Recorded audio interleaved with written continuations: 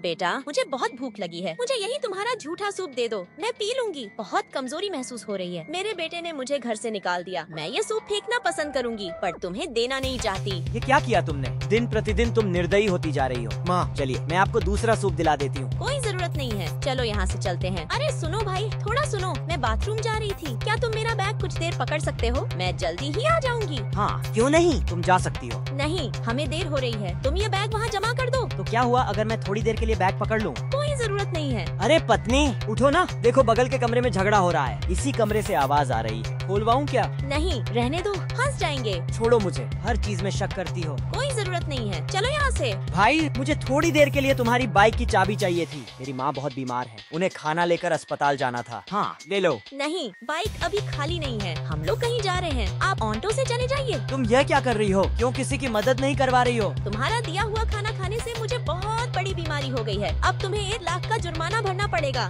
अच्छा तो तुम इसीलिए मुझे उस औरत को सूप देने से मना कर रही थी? इतना ही नहीं, अगर तुम उस दिन उस औरत का बैग पकड़ लेती तो तुम्हारे हाथ के फिंगरप्रिंट उस बैग पर आ जाते। और उस दिन जब बगल वाले कमरे में झगड़ा हो रहा था, वह सब किसी की साजिश थी। अगर तुम दरवाजा खोलते तो वे लोग तुम्हारे साथ कुछ भी कर सकते थे। मैंने उस दिन अपनी बाइक की चाबी उस आदमी को दे दी थी, उसने मेरी गाड़ी से एक्सीडेंट कर लिया, वह भाग गया और पुलिस ने मुझे पकड़ लिया। मुझ पर 20 लाख का जुर्माना लगा है। अब मैं क्या करूं? आप लोग ऐसे धोखाधड़ी से बचिए।